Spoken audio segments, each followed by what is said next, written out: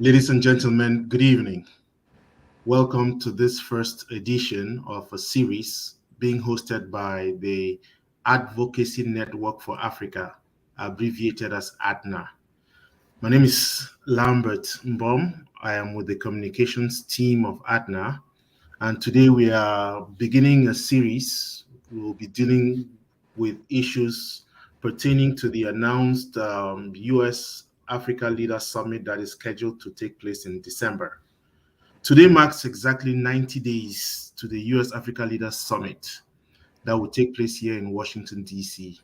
And as members of the Advocacy Network for Africa, we felt it incumbent upon us to be able to address issues so that we have outcomes that we can all live with. It would be kind of unforgivable for us to live in the United States, have the United States government organizing something related to Africa, fly in leaders from across the continent into the US, and we don't have any input. And that is why, as a premier grassroots organization here in Washington, D.C., call it a kind of a coalition. And if you want to have the icing on it, it's a think tank made up of different organizations and individuals who work within the advocacy space here in Washington, D.C., and all on and for issues related to Africa. And therefore, we said the countdown begins today, 90 days to that event. Let us come out and give you an appetizer, a foretaste of what we think are issues that should be addressed and how this summit should take place. This is the second. The first took place in 2014 when we had the first African American as president, President Obama. And we can make excuse for the subsequent administration that maybe COVID prevented them from having one. That's being too generous. But we'll find out that Biden administration has put out a second summit, and we want to start looking at those issues that should be addressed during the summit. Today is a very special day.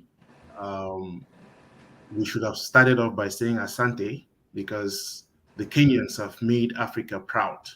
Today, we had a peaceful transition of power from the President Uhuru, having served 10 years, and with elections that took place last August, with all the problems, today, finally, President William Ruto, we can say that officially, took over powers. And Africa should be proud that for some time, these handing over things that you always have violence associated with, and all claims and counterclaims, but a very peaceful event. And so we Africans here should say, Kenya, congratulations. With me on set, I have, first of all, an eminent African, Nii Akuetteh. He has been, if you know anything about Africa, you are looking for any African, you are looking for an expert, and you don't have Nii, then you are still skirting around the surface. But Nii, welcome. Thank you so much, Lambert. It's an honor and a privilege and a pleasure to appear with you on this, the start of our AdNA series. And of course, if you have not met Albert, then you have not met a true Ghanaian. He's an expert in international development, communications, and anything and everything Catholic too. Albert. Thank you, Lambert, for doing this. I know we've been talking about this opportunity, and this is an opportunity for us to prove that we can be effective advocates for our people back home. So there are two others we are waiting for. Muiza Mutali, if you have, Muiza is a journalist. He runs a weekly show, Africa Today, I think that's what it's called. Africa Now. Africa Now. Sorry about that. We are hoping that he's going to join us. And also, Imani Countess is director of US Africa Bridge Building Project. She just came back from Africa, and I'm sure we are hoping that she'll be able to join us. While waiting, let's go on. So, Nii, this is supposed to be about AdNA and the US Africa Summit. So let's start off by, again, introducing AdNA. What is AdNA and who is AdNA, if you may? Thank you again, Lambert. In fact, you sketched the beginning. You sketched who and what AdNA is very well. We are a network of individuals and, more importantly, organizations that are doing excellent work. Advocacy organizations that focus on U.S. relations with Africa. In terms of its history, it actually, I believe, my belief, and I was in at the beginning, that it arose out of great work done in this country to help the anti-apartheid movement. You know, South Africans liberated themselves from white supremacy rule, which was there for more than 300 years, and then apartheid from 1948.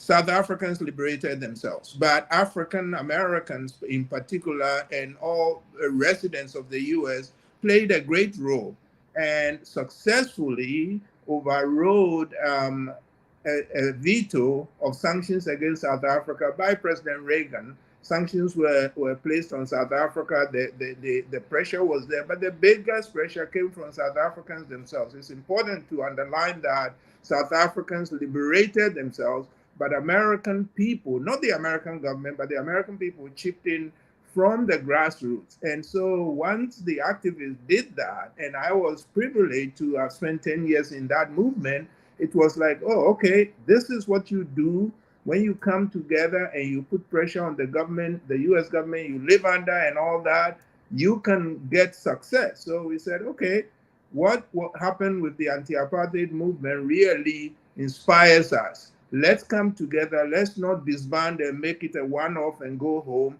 Let's stay and work on so many other issues in US relations with Africa. That's how AdNA was born in the mid-90s, and we have been going strong like that. We meet every Tuesday, every month.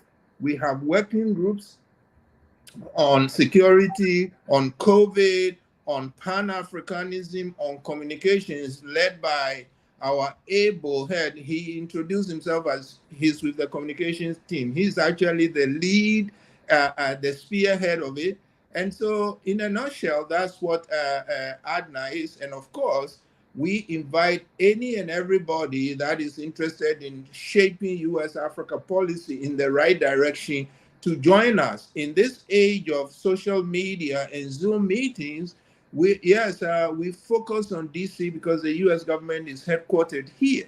But actually, we look all over the world. We work with all people who wish Africa well everywhere in the world via Zoom, via travel. I think I'll park it there. And as we talk, if the opportunity comes in to expand some more on AdNA, I will do so. My colleagues can chip in. But basically, that is how AdNA started. That is who we are. And this is what we want to do to make sure the summit in December goes very well, in that it will yield good results for US-Africa relations. So, Nii, I mean, I think we started in the reverse order by asking you to introduce AdNA when we should have asked you to introduce yourself before getting into AdNA. I'm sure that was deliberate. Maybe if you did a little bit of philosophy and you know about moving from the general to the particular. Now that you have done the general, let us get to know you. Who is Nii Akuetteh? Well, I describe myself actually as a foot soldier for Africa, an incorrigible Pan-Africanist. But I was born in Ghana, and I do argue that Kwame Nkrumah, who was Ghana's first president, actually his ethos was Africa is one community. He was influenced by African Americans, so there is no bigger Pan-Africanist in history than Kwame Nkrumah. There were others like W.E.B. Du Bois. My point being, I am from Ghana, but I define myself as a Pan-Africanist, and I have been doing activism on Africa's behalf while based in Washington, D.C., full-time since 1981. All right, but I work on all over the continent. I've worked on Kenya, and I agree with you, we should congratulate the Kenyans and President Ruto, but we should also add that we want other African countries to copy the Kenyans. You can have closed elections. You can disagree, take your disagreement to court. The court settles it. You hand over peacefully. Congratulations, Kenya. Other Africans, you copy what the Kenyans have done. I work on South Africa, as I said. I had the privilege of even shaking Mr. Mandela's hand his first day in Washington. I chauffeured Oliver Tambo in Washington. I took 3 leaders, religious leaders, to the White House to meet with George Bush 41. And I've headed 5 NGOs. I have taught at Georgetown, and now I'm on the faculty at George Washington. But my full-time job is even more than a job, because I do it whether I'm paid or not, is to advocate for Africa. So I'm a Ghanaian-born foot soldier for Africa. That's how I describe myself. So I want to warn anybody who wants to invite Nii for anything to note that you are always going to hear that he has led 5 NGOs. Note that point. That's a factor that you can never miss. And therefore, it means there's a rich treasury of experience, wealth of knowledge, and, you know, everything counted 1981 till today, how many US presidents and all that. So let's get to the meat of today's conversation, which is around the US Africa Leaders Summit that was announced last July. President Biden announced in July, and this is something that those advocates who had been looking forward to, you know, conversations along the corridors had been, hey, let us have another US Africa Summit. And all of a sudden it came in. So US Africa Summit coming up in December. What is this about? And why is it important? It's hugely important because, as you mentioned, this is the second one. President Obama did one in 2014, as you mentioned, but not only because the U.S. Did one before. In actual fact, the U.S. is doing it not as a favor to Africa at all, but it is also because this is a question of mutual interest and mutual benefit. Because, as everybody will know, right now the global system is in flux, and all the big powers, particularly the big 4, Western Europe, Russia, China, and the United States, they are all jostling to maintain influence around the world, and everybody is doing it. Okay, Russia is going to do its own meeting with the Africans. I think it's the 3rd one early next year. The US is only doing the 2nd one. China has done 8, and they do it every 3 years, and they've done 8. So you can imagine how they started. Turkey has done some. The Europeans just did it. So from the US point of view, the US is trying to play catch up with the global powers. From African point of view, you know, all those big 4 that I mentioned, none of them has the as its populace the vast number of people of African descent that the United States has, who have been here for at least 400 years. I'm talking about the large African diaspora, African immigrants like me and my colleagues on this show today, as well as those that we call African Americans who've been here. My point is there are about 40 million of them. They exercise a huge weight. It is, to me, it is a golden opportunity because the Biden administration has as vice president a woman of African descent, Secretary of Defense, a man of African descent, UN ambassador to the UN, a woman of African descent. So many. In fact, an African-born immigrant, just like the 3 of us, just became the assistant administrator at USAID. So we have got all these fantastic links between Africa and the United States, and yet the US-Africa relations and the policies, they leave a lot to be desired. And therefore, we AdNA are seizing this opportunity we are very happy that President Biden is holding this summit. We have already carved out issues that we want addressed. We want the issues of economic relations with the US addressed so that Africa's wealth stops being stolen, something that people use fancy term to call illicit financial flows. It simply means the wealth being stolen from Africa as we speak, on top of what was spoken what was stolen when we were still being colonized. Since colonization, since independence, wealth is still being stolen. We also will look at democracy, because we happen to believe that the will of the people, the whole reason why Africa broke off and did a lot of work by great generations of Africa so that we can become independent, is the idea that every country, the people should govern themselves, the will of the people. Again, let's thank the Kenyans again. As they just showed, the person who should wield power is the person selected fairly and clearly and transparently by the people, by the voters. So in this coming AdNA events that for which we want to push the Biden administration, we are placing special focus on democracy as well. We want democracy across the African continent. There are too many dictators, and that is part of the problem that the continent has. But we are saving special attention on 4 burning issues that right now are hurting the continent. One is COVID. A second one is food insecurity. Just look at the headlines regarding the Horn of Africa and the countries there. A third is conflict.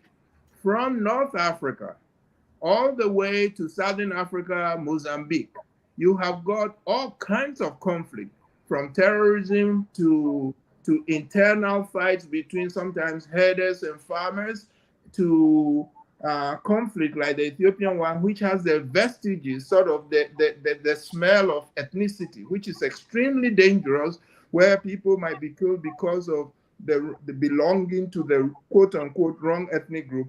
And then the fourth area in this burning issues focus that we have is climate change. You will not believe how climate change is hammering Africa.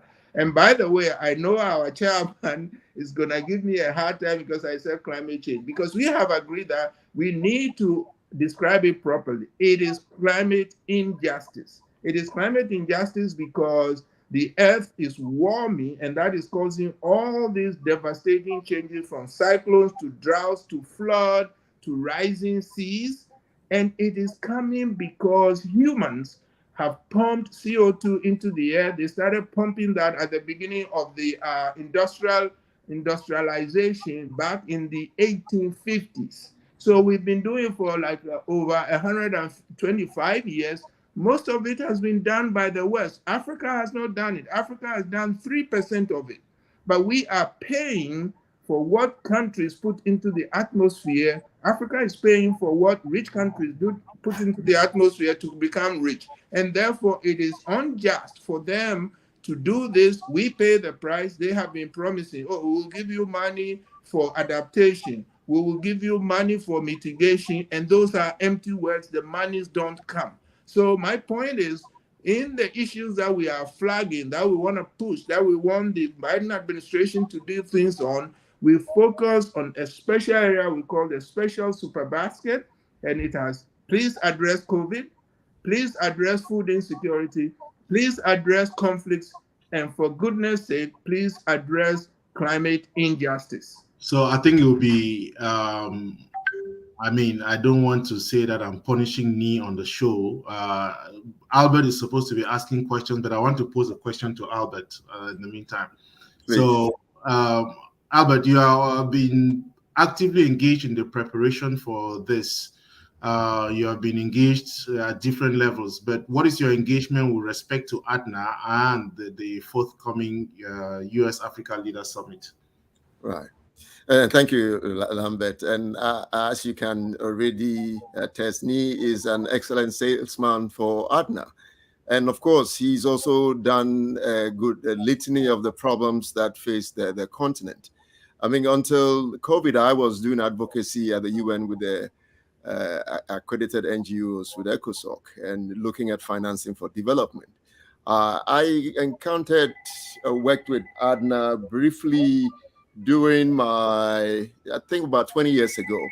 And so when the COVID hit and I started to look rather a lot more closer to home rather than focus on the global issues, I couldn't help but turn to AdNA, because as Nii has rightly spelled out, it provides a wonderful platform to advance some of those progressive agendas. we saw the success with the anti-apartheid movement. And I think, Lambert, the point you're making, and I think, Nii, the question to you is, to what extent are we really addressing the problems with the potential we have? There's no denying that the most effective advocates for the plight of the continent are those who are immediately affected. And these are our brothers and sisters, immigrants who are here. So how does the opportunity that our presence here in DC with the leaders coming here give us a chance to mobilize our African brothers and sisters, as well as our some use the word lost, our African American brothers and sisters in the diaspora, to bring force to bear on the leaders when they gather here? Because, I mean, so far what I've heard from you, which is almost very expected, is the litany of the problem, and nobody really can contest that. How are we going about changing that? And let me throw one element to you, because you mentioned a very powerful strategy that helped free many of the African countries, which was the Pan-African agenda. So brought the issue became less than looking at individual countries, but the broad Pan-African agenda. If you can look at the US today, the most progressive movement over the last 3-4 years has been the Black Lives Matter movement. Yes. They've been able to reduce this big issue to one specific parameter. How is AdNA looking at this potential and this opportunity, seeking to mobilize the forces that could bring a lot more pressure to bear on the leaders gathering in Washington next December? Albert, thank you so much. I think that is a great question. It has a couple of facets. But the last piece that you mentioned, Black Lives Matter, the example of Black Lives Matter. I have always said that people like you and me and Lambert, who were born on the continent, the African continent, that now live here, one of the things we need to do is to dive into and study the history of African Americans here, the over 400 years, because there is so much to learn and to appreciate.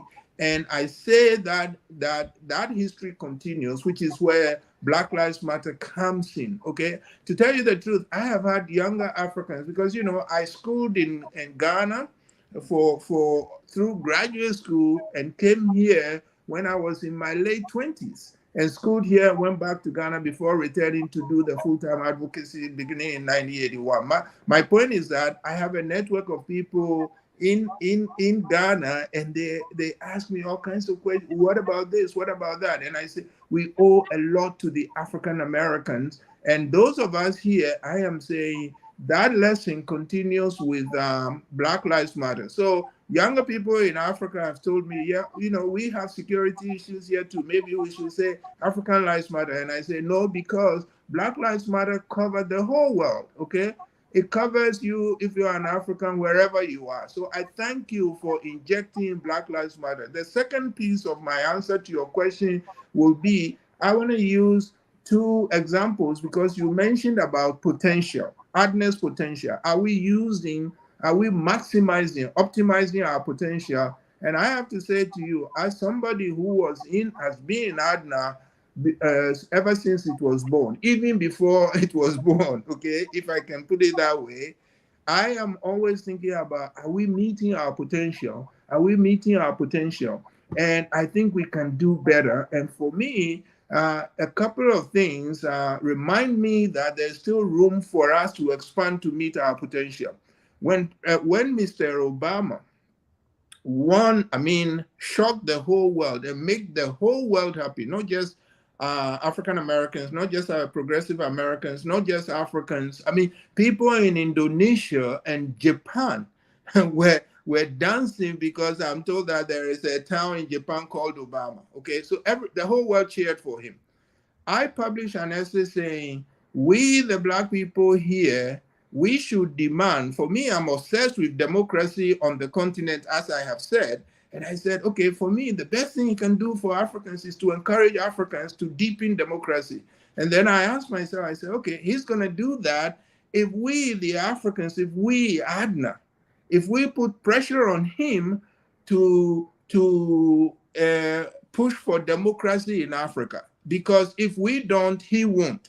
So part of my argument is it broke my heart because I don't think we reach enough of our potential for the 8 years that President Obama was here.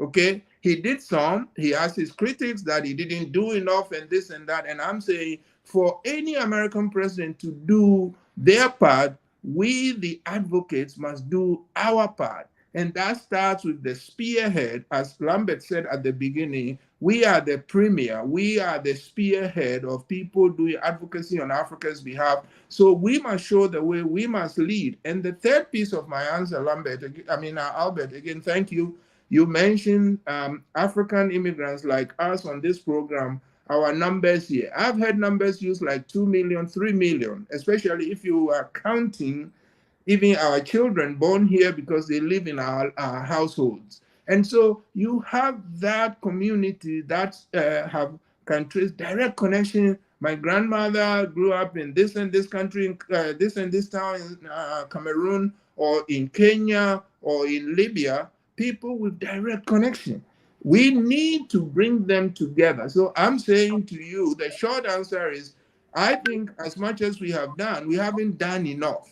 We can do a lot more. So I'm exhorting my fellow members of AdNA that we can do more. And this coming summit is for us to raise our game. Right. So Nii, I just wanted to piggyback on something that you mentioned earlier on and just ask you, because the way you laid it out, and that's quite kind of interesting. So China has had a summit. Yes. Japan is having, yes. Japan just finished up. I followed that up ticket Yes. with Yes. African Development Bank. Yes. Russia is now making some inroads. Yes. So, and then Turkey, and then you have the EU. So, yes. Two parts of the same. Are we back to the Cold War era, and are we back to the scramble for Africa? Is that what we are? And so, what is it that this summit should do that should not betray the impression that we are back to that scenario? And I may want to plug in the recently released document by the U.S. government on U.S. Sub-Saharan Africa strategy paper. But take it away. Thank you. Thank you very much, Lambert. And I just wanted to say to the audience that, look, Lambert and Albert and all the members of AdNA is really a family to everybody, especially to me. We are friends. And so we discuss some of these things, but it doesn't mean, there are times when actually we take different sides of certain issues just to strengthen our convictions and our arguments. So here is one where other people may see it differently. I don't want, when people say Cold War, Lambert is right, it gives bad connotations, especially because of war. But to me, it is also a matter of competition. Competition is a good thing. Democracy is about competition. You want competition in ideas, okay? And therefore, for me, competition between the powers of the world, if it should not involve war, but it should involve arguments about, look, our system is better, or we can help you better. In fact, there was a time when I got into a heated debate with a professor at where I am now, because he was saying, well, the US and China, they shouldn't argue, they should just get together and decide what they are going to do with Africa. And I was on the panel and I said, no, I'm sorry, no. As an African, I don't agree. I want the US to offer what he thinks is best. I want China to offer what it thinks is best. I want the Europeans. So I want a competition and offers, competitive bidding.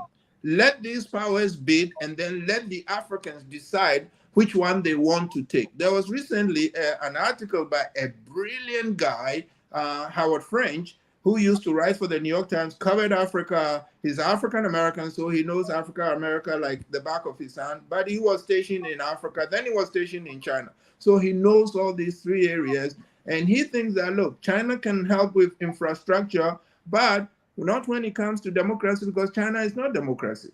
So, Lambert, my answer is, I will that we drop. What I want to see is competition, and I don't want to call it the Cold War. But I also don't agree with those who say, oh, there should be no competition between them. The big powers should meet together and decide the fate of Africa. No, to me, that disempowers Africans.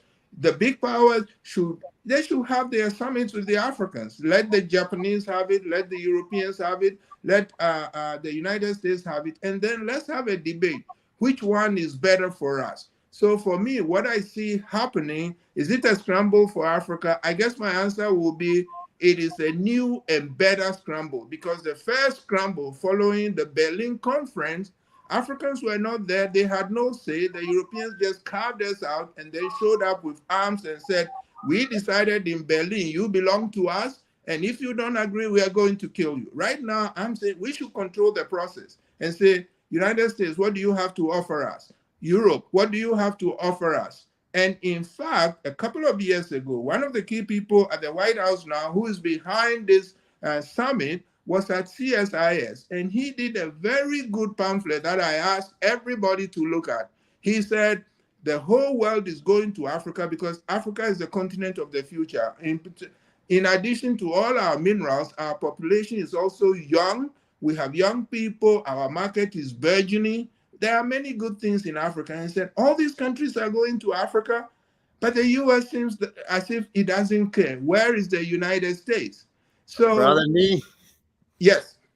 I know that the issues are ones that you're very passionate about, and we promise our audience, who are often juggling number of items, that we're going to keep this short. But I think one element where your experience also plays into is the experience of mobilizing for the anti-apartheid movement.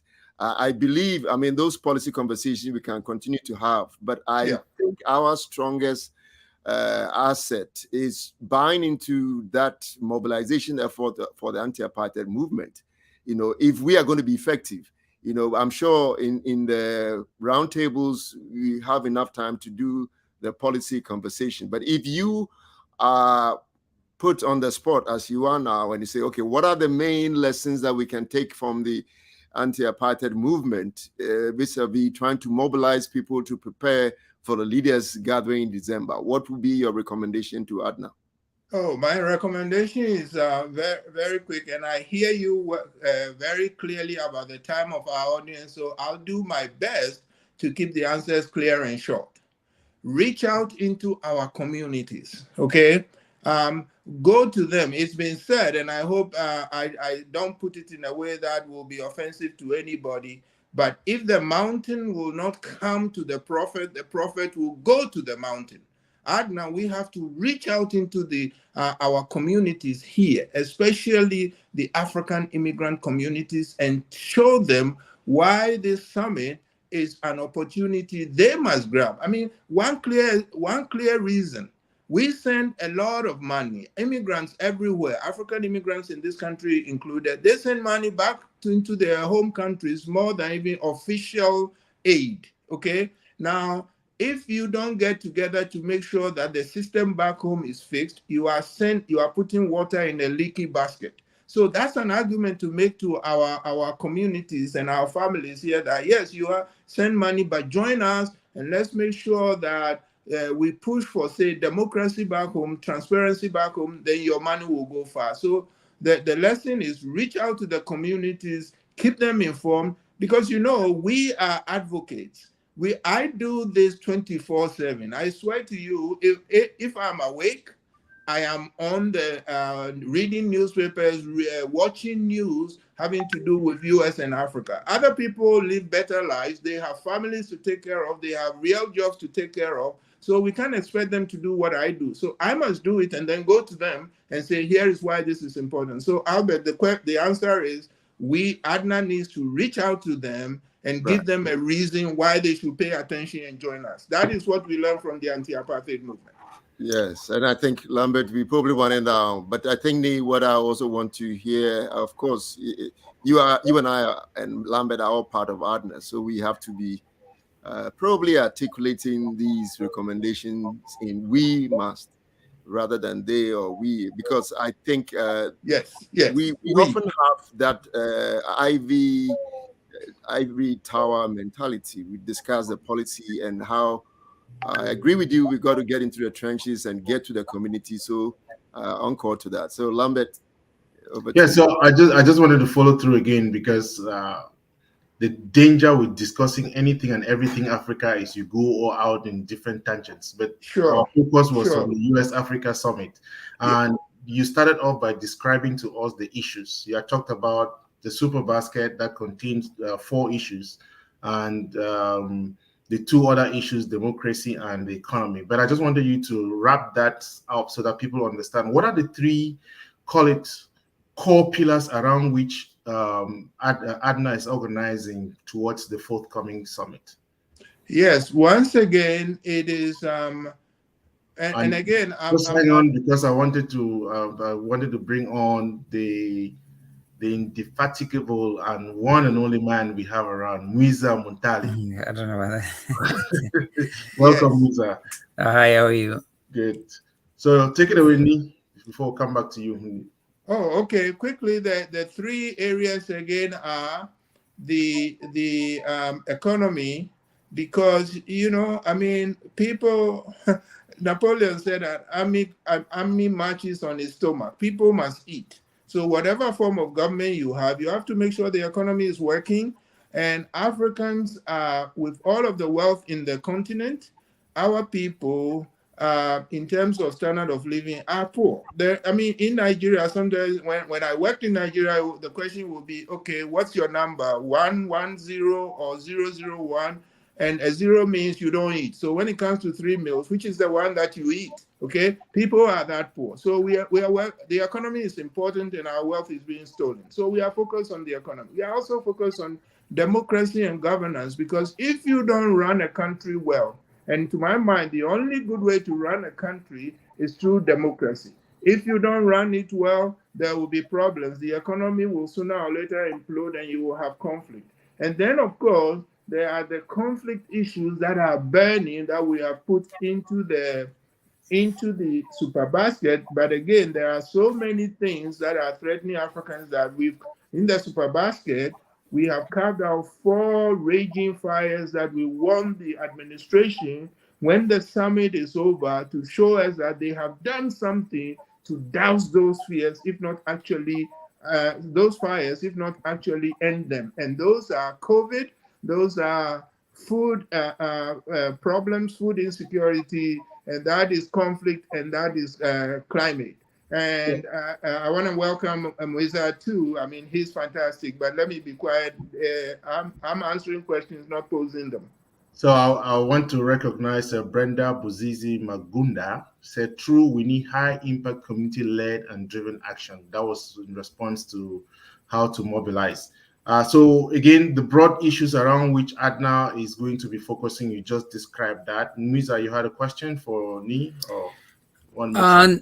Well, maybe, yeah, sorry, I wasn't here at the beginning, so I don't know if this has been asked, and it might be redundant, but as you prepare for the summit, the U.S. Africa Summit, which is taking place in December, how is AdNA going to engage with independent media?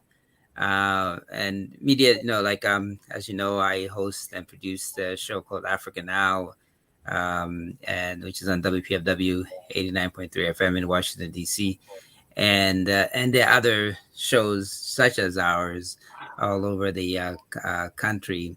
And how is AdNA going to be involved in making sure that those type of stations, beyond the mainstream well-financed public station, but these grassroots community-based organization stations know about and also know about this event, but also the community that listens to these programs know about these events and well informed, and can hopefully challenge leadership. I think that is such a great question. And I would say, because the community of media organizations, I actually divide them into three. Look, things short answer, one part of my answer quickly is one way we engage is what we are doing right now. Thanks to you, Mweza, this was your idea. Thanks to you, Albert, this is your idea. And of course, above all, thanks to you, Lambert, because this is out of your leadership and idea that we do something like this and we push it out there. Then the next community of media, as Mweza has pointed out, we go to the media organizations that target the African diaspora community in this country, okay? So like Moises' own show, WPFW, Progressive Media. Not to brag, the last 2 days I've been on the Jesse Jackson show and on Santita Jackson show. We were basically talking about the passing of the Queen and all the problems that brought to colonized places like Africa. But we also managed to talk about the coming summit. So we reach out to those communities and you say how? Okay, with op-eds, with programs that we are developing like this, we actually have a communications program. But the third part of the media community that I would say, as you mentioned, is that there are the well-funded big media. Amy Goodman, who runs a great program on Democracy Now, once told me, I asked her, look, progressive, the rich media, they don't do a great job, especially for places like Africa. And, maybe we should focus on these community programs that come to our community. I said, Nii, that is true, but don't ignore the big media, because the big media is listened to and read by the powerful people who run the United States and who run the world. So the short answer is we have to engage all three levels, and we have to do it through programs like this. We have to do it by appearing on radio programs, by appearing on TV, by writing op-ed pieces. I can tell you, I hope I'm not letting any cat out of the bag, but Moya, who is one of our brilliant lawyers, born in Zimbabwe, works here. We are writing an op-ed as we speak now. I won't tell you what it is on, but we are going to be done in about a week with an op-ed which links to some of the issues on the continent and how the Biden administration should address it. So we are using all means possible, and we are targeting all three segments of the media community. So I really wanted to flag what Brenda has put there. That's a suggestion. Another way that could help increase awareness is to have a summit desk in each country. They can focus on driving awareness in localized platforms. Thank you very much, Brenda. That's a great suggestion that AdNA should be able to. And I also wanted, Albert, you should be able to, again, put out the communications. These are various forms, AdNA, ubuntu.com, AdNA, different hashtags that you can use, AdNA USA Africa Summit, USA Africa Summit, US Africa Summit, AdNA, US Africa to 2022, AdNA. We have a Facebook page, AdNA Ubuntu. We have a YouTube channel. So those are different ways by which we are going to, again, leverage every little bit of communication tool that we have, and different things. Albert, you wanted to go further? Yes, and Lambert, forgive me, about 20 years ago, I was asked to chair an event at the UN on Africa, and I insisted that we had at least 2-3 women panelists, and unfortunately, all males showed up. We try today again to make sure that at least, and I'm happy that Brenda has chipped in this, because we are aware that at least the women on the continent carry the weight of a bulk of the weight of the continent. And I promise whoever is watching will do well to make sure their voices are here, and we will encourage as many of them as possible to be part of this. As Lambert said, one of our speakers, Imani, had just come back from Africa, and she's juggling a number of activities, so she couldn't join us today. But we'll make sure that at least next time, and Lambert, this is on you, you have all female panel and you as the moderator.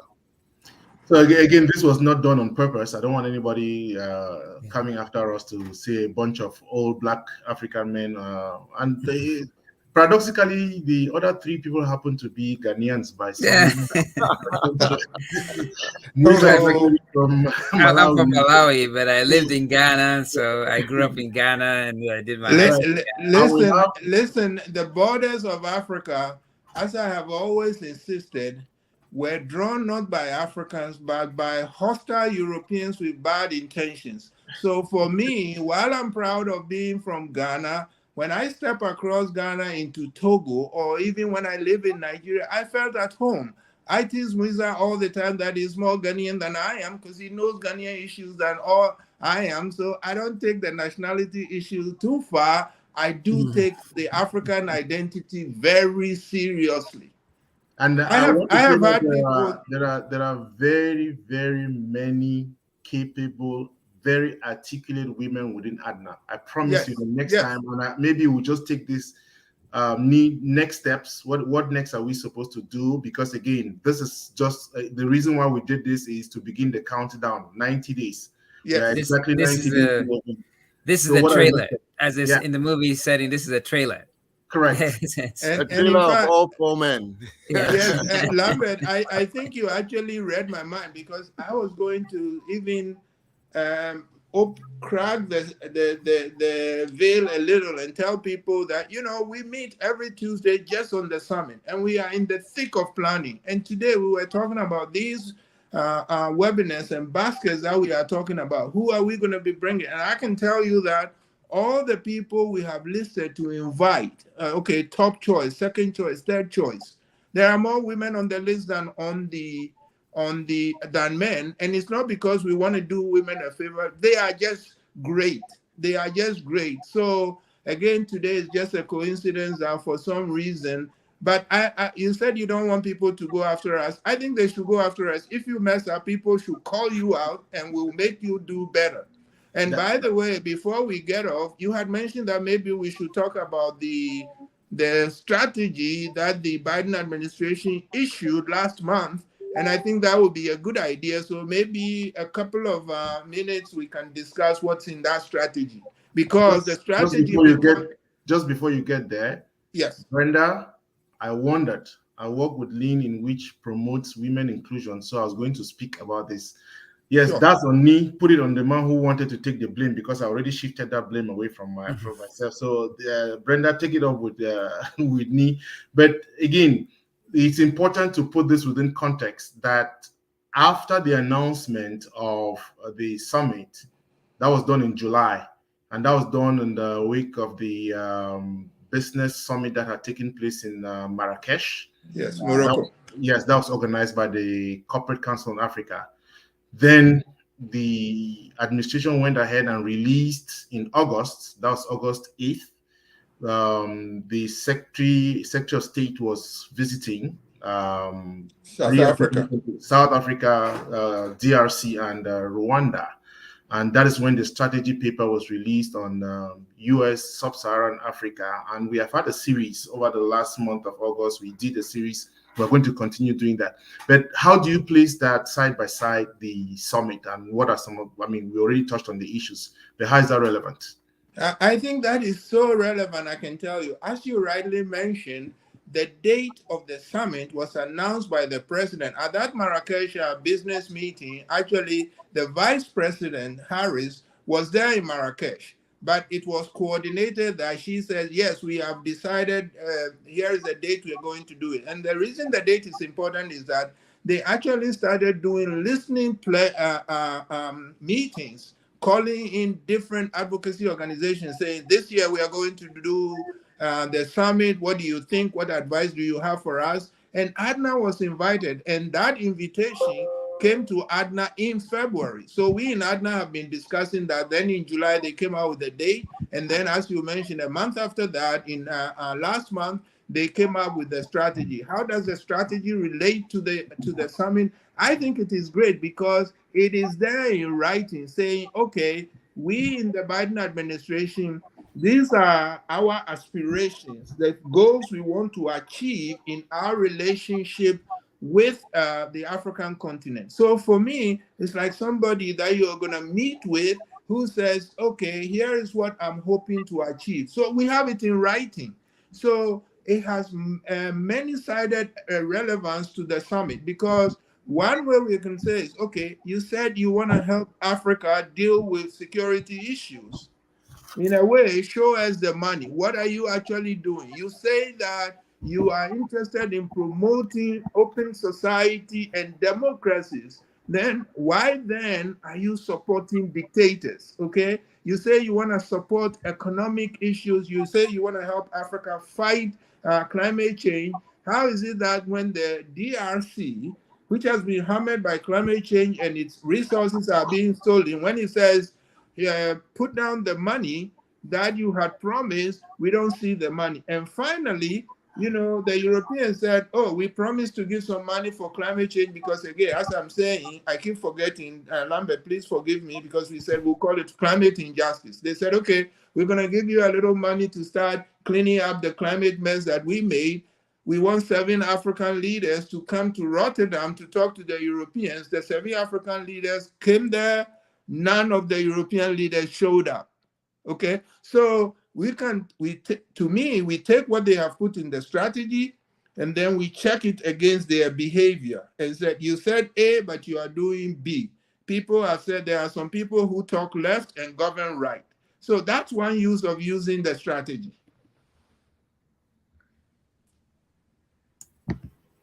So in the last minutes we have. Oh, sorry, Albert. I just wanted to, well, following up on the strategy. It's interesting that the strategy was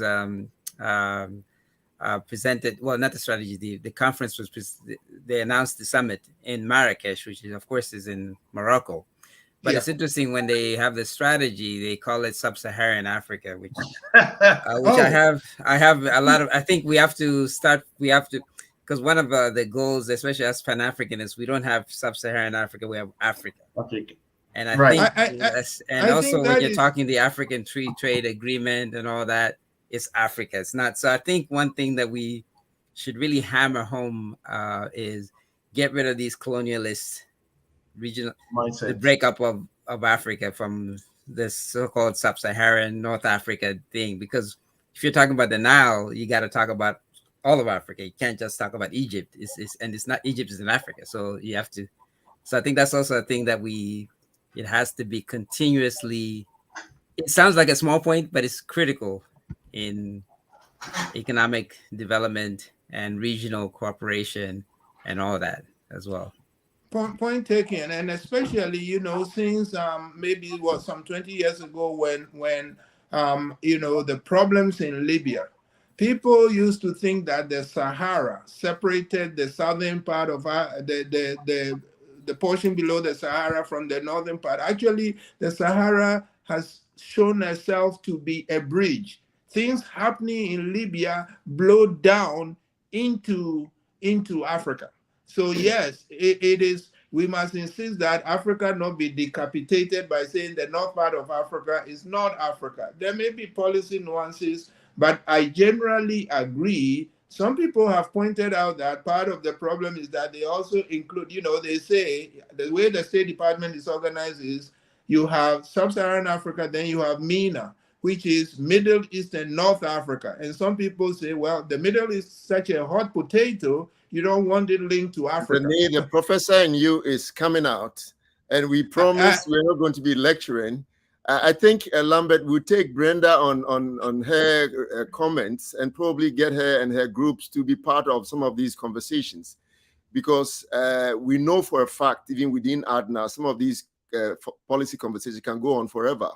But we just wanted to give you a teaser. We wanted to alert everybody that, look, our leaders are coming in, and we can do more than sit in our cozy, cozy inverted comments and just watch. But we can play a role by engaging, getting to know other groups. And I think Leaning is one group that we can engage with and find a way to echo some of the sentiments that come from that group. You're muted, sorry. If that's a great thing. If you just joined the show at the 54th minute, if you wanted one message to take home, it is this: the summit is coming December 13th to December 15th, 2022. Officially, leaders are coming from Africa, but this group called AdNA is organizing, is preparing for that summit. The piece you just mentioned about the strategy paper also said we are going to now be including African diaspora, isn't it? This is the diaspora that we are talking about right here. And we are getting engaged. We are not waiting for the administration to come and, at the end, give us something. We are also going to push out. And we have indicated that there are 3 pillars around which AdNA is, I don't know the exact term, but 3 pillars around which we are building. The super basket that has 4 major issues, okay? COVID, conflict, climate injustice, and food insecurity. Then we have democracy and good governance, and of course, the economy.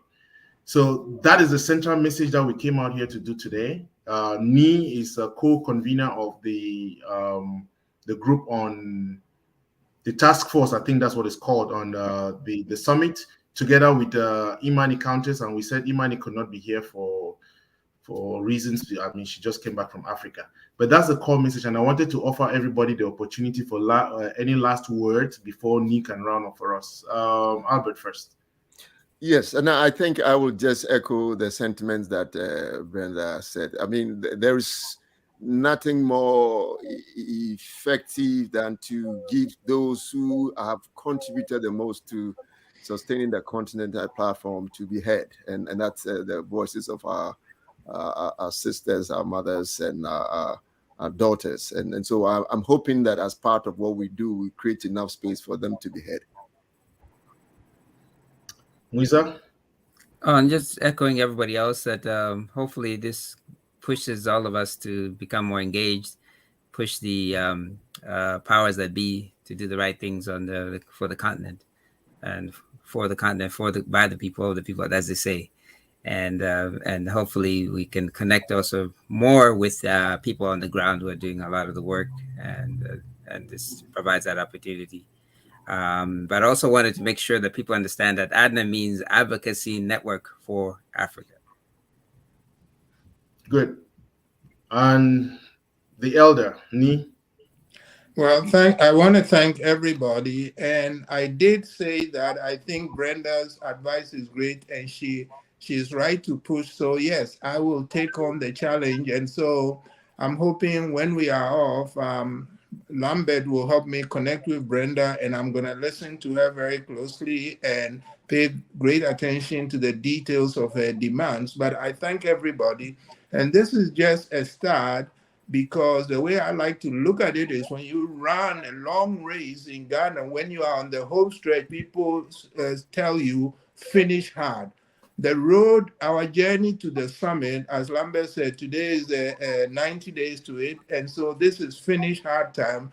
Let's stay on it, and let's spread the word, and let's bring it home and make sure we have a good summit, which means a summit in which the Biden administration comes up with excellent programs that will help not just Africa, but U.S. relations with Africa. I want to thank all my colleagues and the audience. So thank you all very much. And I think, again, this is a teaser. We're going to have this series going on. When we have guests around the themes, we'll be able to announce and come back on. But if you want to, you can find out more. All you need to do is Google AdNA Ubuntu, AdNA, like Muiza said, Advocacy Network for Africa.